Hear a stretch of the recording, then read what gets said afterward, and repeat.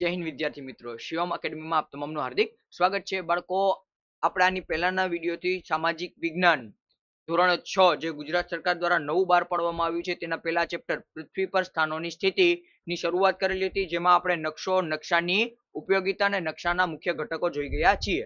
આજે આપણે 13 પ્રકરણનો બીજો પાઠ જોવાના છીએ, જેમાં આપણે અક્ષાંશ રેખાંશ એટલે કે પૃથ્વીનું નકશાંકન કેવી રીતના થાય છે. જે તમે ગૂગલ મેપ ઉપર જોવો છો કે ભાઈ મેપ ઉપર આપણે ક્યાં જવું છે, જગ્યાની એક્ઝેક્ટ લોકેશન આવી જાય છે, તો એ કેવી રીતના તેના વિશે આપણે જોશું. તો ચાલો વધુ સમય ન બગાડતા આપણે વિડીયો લેક્ચર ચાલુ કરીએ. પણ એની પહેલા જો ગઈકાલનો વિડીયો ન જોયેલો હોય તો આઈ બટન ઉપરથી જઈને જોઈ લેવો, જેથી કરીને તમને કનેક્ટ કરી શકો. અને જો ચેનલને સબસ્ક્રાઇબ ના કરી હોય તો સબસ્ક્રાઇબ કરવી, જેથી કરીને ભવિષ્યની તમામ માહિતી તમને મળી શકે.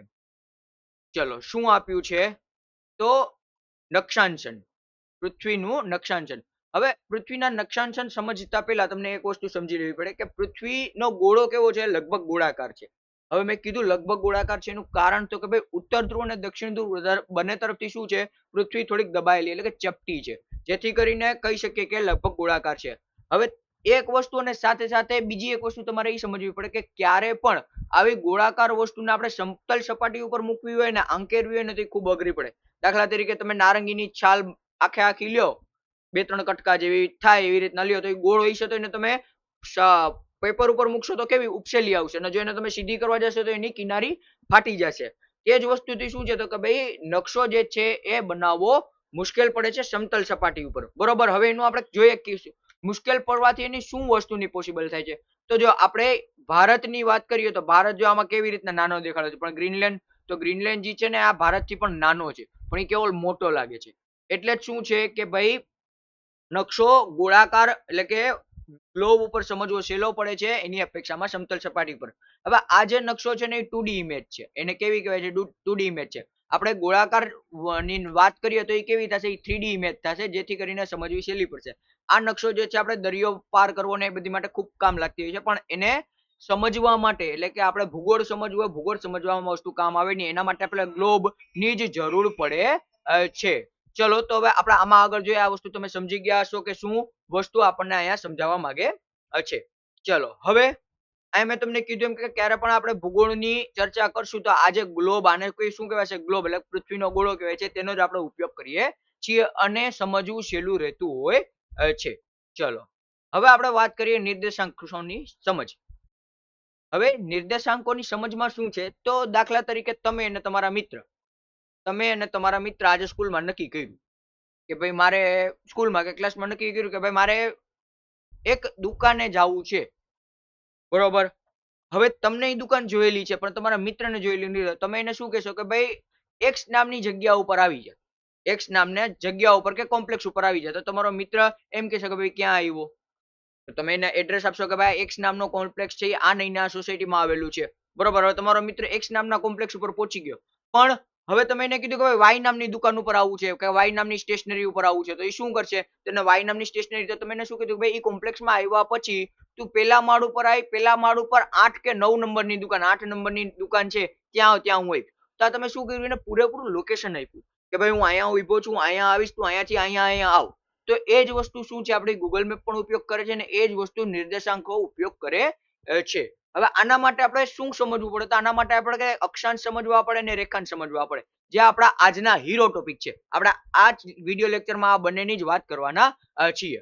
હવે એના સિવાય બીજી એક વસ્તુ જો આપણને કામની આપેલી છે, શતરંજ.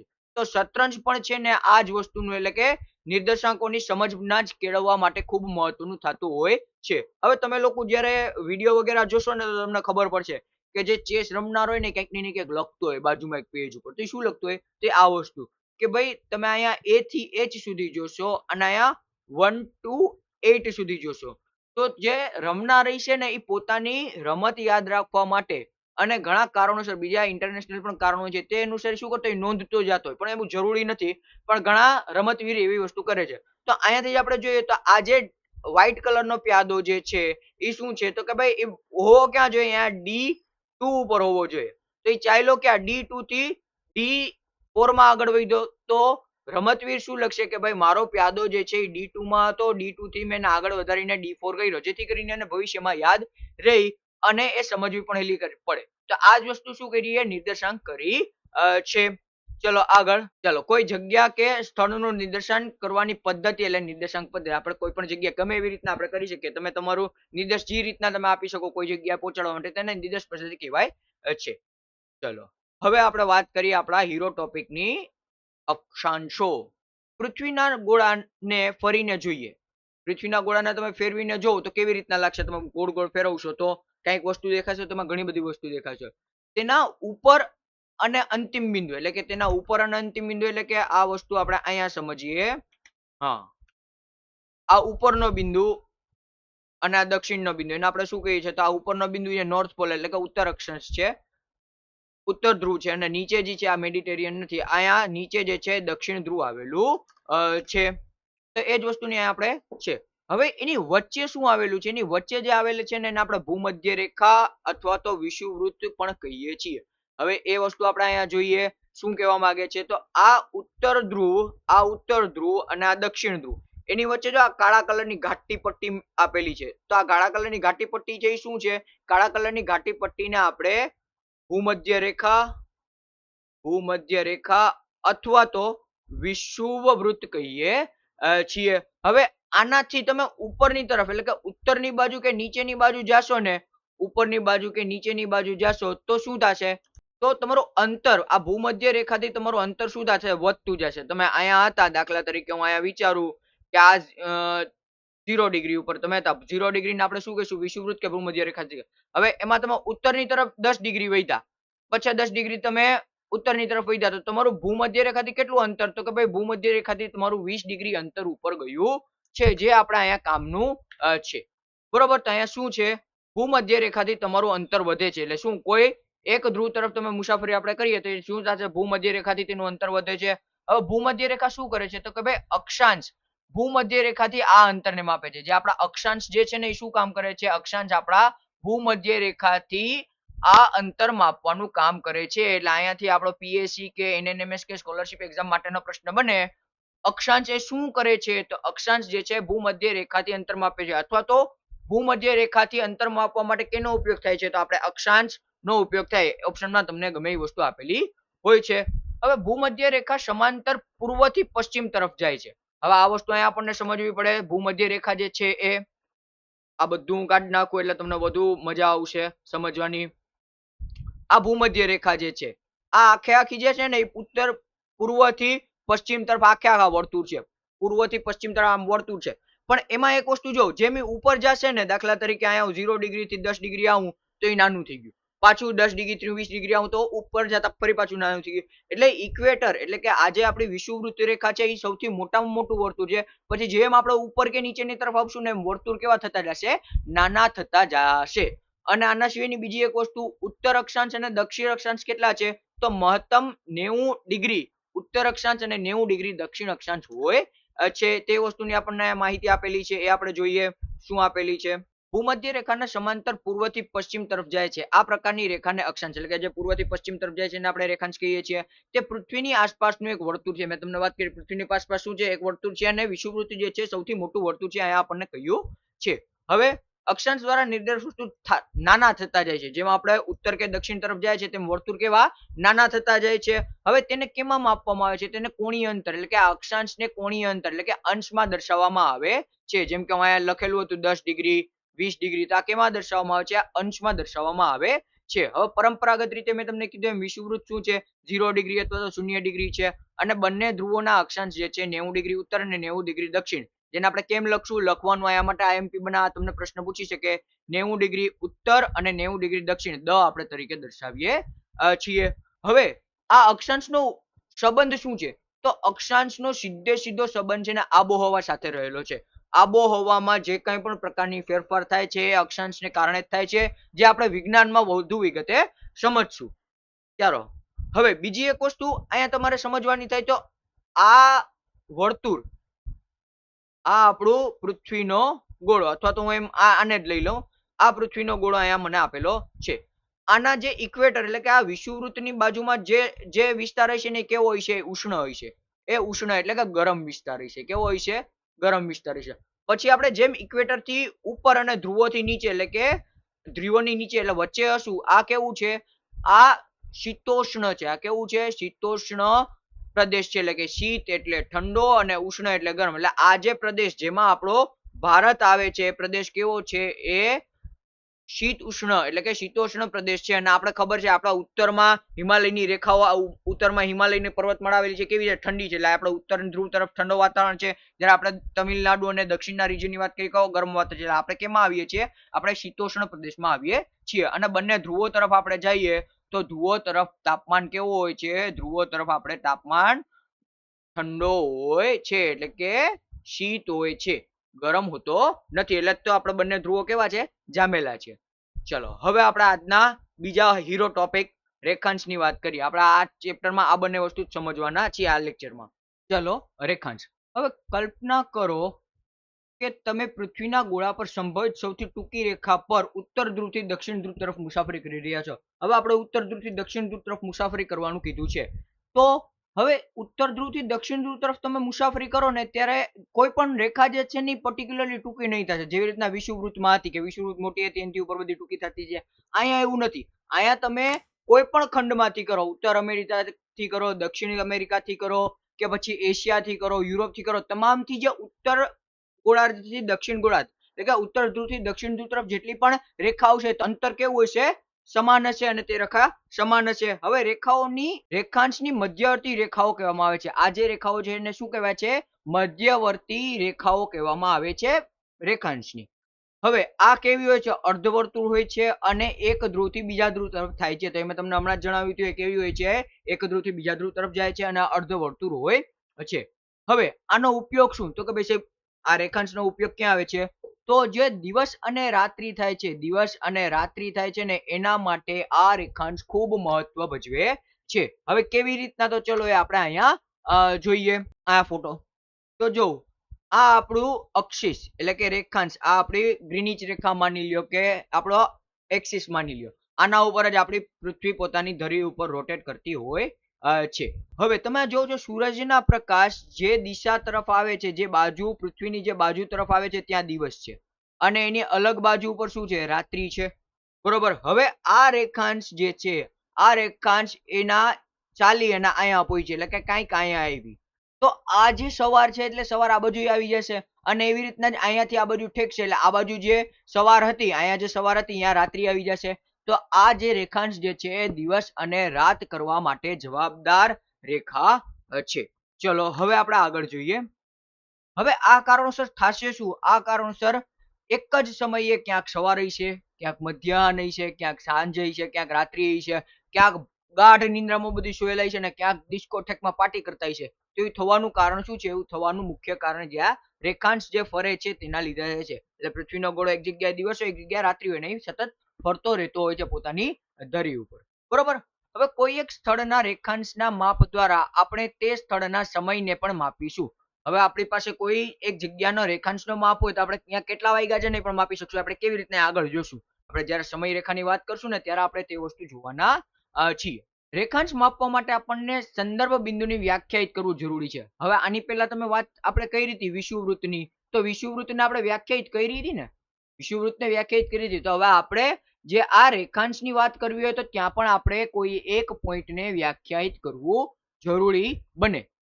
જેને આપણે મુખ્ય રેખાંશ કહેશું. જેને આપણે શું કહેશું? મુખ્ય રેખાંશ કહેશું. હવે ક્યારે નક્કી થયું? તો કે 1884 માં એ નક્કી કરવામાં આવ્યું, જેનું નામ ગ્રીનિચ રેખા છે. આને ગ્રીનિચ નામના રેખા તરીકે પણ ઓળખવામાં આવે છે. એવું કારણ શું? તો તે જે ગ્રીનિચ રેખા જે છે ઇંગ્લેન્ડના લંડનના ગ્રીનિચ નામના વિસ્તારમાંથી પાસ થાય છે, પ્રસાર થાય છે, એટલે એને ગ્રીનિચ નામ આપવામાં આવ્યું છે. આને 0 ડિગ્રી રેખાંશ પ્રમાણ સમય રેખા તરીકે ઓળખવામાં આવે છે. હવે બીજી આપણે અહીંયા એક આઈએમપી વસ્તુ આવશે. બીજી આપણી એક ઇમ્પોર્ટન્ટ વસ્તુ શું છે? તો વિષુવવૃત્તથી ધ્રુવો તરફ જતા અક્ષાંશ એ અંતરનું એક માપ છે.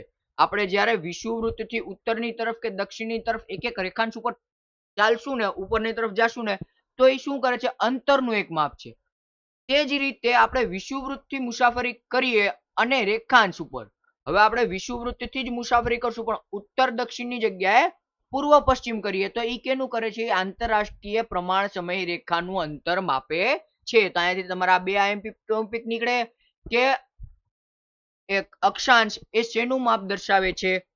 અને રેખાંશ એ શેનું માપ દર્શાવે છે? તો અક્ષાંશ જે છે અંતરનું એક માપ દર્શાવે છે, રેખાંશ જે છે આંતરરાષ્ટ્રીય પ્રમાણ સમયનું માપ દર્શાવે છે. હવે આને પણ આપણે અંશમાં જ માપીશું અને આના માપ કેટલા હોય છે? તો એ 0 ડિગ્રી થી 180 ડિગ્રી સુધી હોય છે. મેં તમને કીધું એમ પૂર્વ થી પશ્ચિમ અને પૂર્વ જેને ઓળખવામાં આવે છે. તેને ટૂંકમાં આપણે શું કરીએ છીએ? પશ્ચિમ માટે પ અને પૂર્વ માટે ઉ. હવે એવી રીતના આપણને જો દાખલા તરીકે આપણે દિલ્હીનું આપી દીધું હોય કે ભાઈ 70 ડિગ્રી પૂર્વ રેખાંશ, તો આપણું દિલ્હી ક્યાં આવેલું છે? આપણું દિલ્હી જે 77 ડિગ્રી પૂર્વ રેખાંશ છે એના પર આવેલું છે. એ અહીંયાથી આ વસ્તુ કહેવા માંગે છે. હવે બીજી આઈએમપી વસ્તુ આપણે અહીંયા આવે કામની, આ પણ આપણે ખૂબ મહત્વનું થશે. આપણે અહીંયાથી સીધે બેઠા બેઠા પ્રશ્ન નીકળે. હું તો 180 ડિગ્રી વાળી જે રેખા જે છે ને, 180 ડિગ્રી વાળી રેખા, એ 180 ડિગ્રી પૂર્વ રેખાંશ પણ છે અને પશ્ચિમ રેખાંશ પણ છે. માટે એને આપણે ખાલી 180 ડિગ્રી તરીકે ઓળખીએ છીએ. એ જ વસ્તુ અહીંયા કહેવા માંગે છે. 180 ડિગ્રી પૂર્વ રેખાંશ ને 180 ડિગ્રી પશ્ચિમ રેખાંશ એક જ રેખાંશ છે. માટે રેખાંશને પરે કે પૂરે ના લગતા 180 ડિગ્રી લખવામાં આવે છે. આ આપણા માટે કામનું છે. હવે અક્ષાંશ અને રેખાંશ એ બે નિર્દેશકો મળીને પૃથ્વી પરના કોઈ પણ સ્થળને દર્શાવે છે.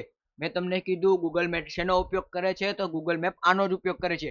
એ આપણા રેખાંશ અને અક્ષાંશનું માપ લઈ અને જે જગ્યાએ, દાખલા તરીકે હું અહીંયા ઊભો છું તો આ મારો રેખાંશ અને આ મારો અક્ષાંશ, એનો માપ લઈને કહી દેશે કે ભાઈ નીતિન સર અહીંયા જ ઊભા છે કે અહીંયા જ બેઠા છે. તો એ કેવી રીતના અક્ષાંશ અને રેખાંશનો ઉપયોગ કરીને કરશે? અને લોકેશન તો મારા મોબાઈલમાંથી સતત મળે જ છે, બરોબર. હવે અક્ષાંશ અને રેખાંશની મદદથી પૃથ્વી પરના કોઈ પણ સ્થાનને આપણે શોધવામાં સક્ષમ છીએ. જ્યારે એવું કહેવામાં આવે કે દિલ્હી 21 ડિગ્રી ઉત્તર અક્ષાંશ અને 77 ડિગ્રી પૂર્વ અક્ષાંશ પર આવેલું છે, એટલે એ દિલ્હીની એક્ઝેક્ટ લોકેશન આપેલી છે કે આપણે પૂર્વ રેખાંશ કેટલા મી? તો પૂર્વ રેખાંશ આપણી થશે 77, આ 77 નંબરની થશે, અને અક્ષાંશની વાત કરીએ તો 21મું ઉત્તર અક્ષાંશ આપેલું છે. એટલે અહીંયા ક્યાં આવ્યું? દિલ્હી આવશે. એટલે મેં કીધું એમ અક્ષાંશ અને રેખાંશની માહિતી હોય એટલે ગૂગલ મેપ તાત્કાલિક કહી દે આ વ્યક્તિ અહીંયા ઊભો છે. હવે જ્યાં ઉત્તર અને દક્ષિણ એટલે કે અક્ષાંશ અને રેખાંશથી જે જાળી બને છે ને એને આપણે ગ્રીડ રેખાઓ કહીએ છીએ. જેને આપણે ગ્રીડ રેખાઓ કહીએ છીએ અથવા તો એને આપણે જાળી પણ કહીએ છીએ. ચલો હવે શોધીએ. હવે તમારે તમારા નકશો લઈ અને મુંબઈ, કોલકાતા, સિંગાપુર અને પેરિસનું જોવાનું, એટલે તમને વધુ આઈડિયા આવશે. હવે આપણા ગોળાર્ધ કેવી રીતના બને? પશ્ચિમ ગોળાર્ધ, પૂર્વ ગોળાર્ધ, ઉત્તર ગોળાર્ધ અને દક્ષિણ ગોળાર્ધ. તો ગોળાર્ધ જે રીતના પડે ને એના માટે બે રેખાઓ આપણે જે શીખી ગયા એ કામની છે. ગ્રીનિચ રેખાથી જે કટકા કરવામાં આવે પૃથ્વીના, દાખલા તરીકે આ વચ્ચેની લાઈન એ આપણી ગ્રીનિચ રેખા છે અને હું ત્યાંથી કટકા કરી નાખું તો આ શું થશે? આ મારું પૂર્વ ગોળાર્ધ થશે અને આ મારું પશ્ચિમ ગોળાર્ધ થશે, બરોબર. ક્યાંથી? ગ્રીનિચ રેખાથી, કારણ કે ગ્રીનિચ આપણી રેખાંશ ઊભી રેખાઓ છે. ત્યાંથી હું કટકા કરી નાખું તો આ પૂર્વ ગોળાર્ધ થશે, આ પશ્ચિમ ગોળાર્ધ થશે. હવે એવી રીતના જ જે આડી આપણી રેખા છે, વિષુવવૃત્ત છે, તો વિષુવવૃત્તથી હું કટકા કરી નાખું તો ઉપરની તરફનો ઉત્તર ગોળાર્ધ અને નીચેની તરફનો દક્ષિણ ગોળાર્ધ થશે. તો આ જ રેખાઓ ગોળાર્ધ બનાવવા માટે ગ્રીનિચ રેખા અને વિષુવવૃત્ત રેખા જ આપણા માટે કામની હોય છે, જે અહીંયાથી આપણે જોયેલું છે અને આ ફોટો તેના માટેનો જ આપેલો છે, બરોબર. ગ્રીનિચ રેખા પૃથ્વીને પૂર્વ અને પશ્ચિમ ગોળાર્ધમાં વહેંચે છે અને વિષુવવૃત્ત તેને ઉત્તર અને દક્ષિણ ગોળાર્ધમાં વિભાજિત કરે છે. આ વસ્તુ આપણા માટે આઈએમપી થશે. અહીંયાથી આપણો ક્વેશ્ચન નીકળી જાય, બરોબર. હવે આ પણ આપણા માટે ચૂકશો નહીં. જે પણ ચોપડીમાં તમને કીધેલું છે ને, ચૂકશો નહીં. તમારા માટે મોસ્ટ આઈએમપી છે. તમારે પરીક્ષામાં આમાંથી આવી જ શકે. ચલો શું કીધું છે? હકીકતમાં ગ્રીનિચ રેખા પ્રથમ જાણીતી ગ્રીનિચ રેખા નથી, બરોબર. જે ગ્રીનિચ રેખા છે ને આપણા માટે, ભારતીય માટે એ કોઈ નવી ગ્રીનિચ રેખા નથી. આપણી પાસે આના પહેલા હતી. એને આપણે શું કહેતા? એને આપણે ઉજ્જૈની કહેતા. એને આપણે શું કહેતા? ઉજ્જૈની. ઉજ્જૈનમાંથી પસાર થતી ને એ. હવે ઉજ્જૈનનું જે તે સમયે ભૂતકાળની પણ હું વાત કરું કે પ્રાચીન કાળની પણ વાત કરું ત્યારે પણ એ ખૂબ મહત્વનું કેન્દ્ર હતું. અત્યારે પણ એટલો જ મહત્વનું કેન્દ્ર છે. આપણા જે ખગોળશાસ્ત્રી હતા એ ઉજ્જૈનીનો ખૂબ વર્ષો પહેલાથી જ ઉપયોગ કરે છે, બરોબર. અને ઉજ્જૈન સદીઓથી જ ખગોળશાસ્ત્રીનું પ્રતિષ્ઠિત કેન્દ્ર છે. મેં તમને કીધું એમ ખૂબ જે આપણો ઉજ્જૈન જે છે હાલમાં તો ઠીક, પણ પ્રાચીન સમયમાં પણ એટલું જ ઓલું છે. હવે 1500 વર્ષ પહેલા પ્રખ્યાત ખગોળશાસ્ત્રી વહારામિહિર પણ અહીં રહેતા. વહારામિહિરનું પણ સ્થળ આ હતું. ભારતીય ખગોળશાસ્ત્રીઓ શૂન્ય, ગ્રીનિચ રેખાઓ સહિત અક્ષાંશ અને રેખાંશથી પરિચિત હતા. આપણો પુરાણો તમામ વસ્તુ સમજાવે છે, એ આપણા પુરાણમાં લખેલી જ છે. પણ હવે આપણે મોડર્ન તરીકે સમજીએ છીએ, મોડર્ન ઓલામાં સમજીએ છીએ, બરોબર. તો અહીંયા જો આપણને ઉજ્જૈની આપેલી છે. ઉજ્જૈનની રેખા નજીકના કેટલાક પ્રાચીન શહેરોને દર્શાવીએ. હવે જો આ ઉજ્જૈન આયા, અમારું ઉજ્જૈન થી બાજુમાં જો અહીંયા રોહતક આવી ગયું, આ કુરુક્ષેત્ર આવી ગયું, આ માલોંગરા આવી ગયું, આ માહિષ્મતી સામ્રાજ્ય જે કહેવા છે ઈ, અને આ જે ચોરસ આપેલા છે મુંબઈ, દિલ્હી, મુંબઈ, કોલકાતા હાલના શહેર છે. હવે આજે ઉજ્જૈની જે છે ક્યાંથી પસાર થતી, આપણો મહત્વનો પ્રશ્ન નીકળે. ઉજ્જૈની જે છે 75.8 ડિગ્રી પૂર્વ રેખાંશ માંથી પસાર થતી હતી હાલના સમય અનુસાર. પેલા તો આપણા માટે મધ્યવર્તી રેખા હતી, આપણે એના ઉપરથી કાલ ગણના કરતા હતા. ચલો અહીંયા કશું કામનું નથી. હવે આપણે અહીંયા આવીએ. આ આપણું અહીંયા એક બીજો ઇમ્પોર્ટન્ટ આપણો અહીંયાથી ક્વેશ્ચન નીકળશે. શું આપ્યું છે? સર્વે ઓફ ઇન્ડિયા દ્વારા પ્રકાશિત થયેલ આ નકશામાં સમાંતર અક્ષાંશો અને મધ્યવર્તી રેખાંશોની સાથે દર્શાવવામાં આવ્યું છે. એટલે આના ઉપરથી આપણને આપણા ભારતનું અક્ષાંશ અને રેખાંશ મુજબનું માપ છે. તો ભારત ક્યાં આવેલું છે? 8 ડિગ્રી ઉત્તર અક્ષાંશ થી 37 ડિગ્રી ઉત્તર અક્ષાંશ અને 68 ડિગ્રી પૂર્વ રેખાંશ થી 97 ડિગ્રી પૂર્વ રેખાંશ સુધી વિસ્તરેલો છે. એટલે અહીંયા જો આ આપણે 8-10 ડિગ્રી અહીંયા છે, 10 ડિગ્રી થી નીચે અહીંયા ક્યાંક 8 ડિગ્રી આવેલી છે, અને ઉપર કેટલામાં 37 ડિગ્રી. તો અહીંયા જો તમે 30 ડિગ્રી થી ઉપર છે, એટલે અહીંયા ક્યાંક આપણું 37 ડિગ્રી આવેલું હશે.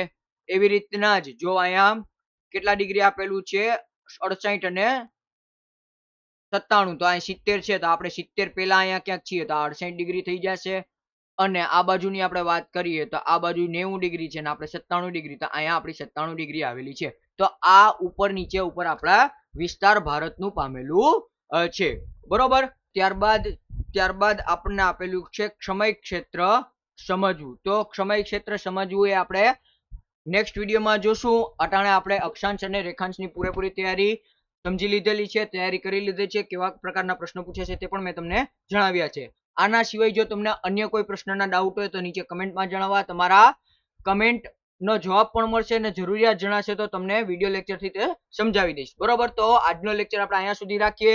વિડીયો ગમે તો લાઈક કરી ચેનલને સબસ્ક્રાઇબ કરવાનું ભૂલતા નહીં, અને મિત્રો સુધી શેર કરજો, જેથી કરીને તે લોકોની પણ પાયેથી તૈયારી થઈ શકે. તો ચાલો મને રજા આપો. અસ્તુ. જય હિન્દ, જય ભારત, જય જય ગરવી ગુજરાત.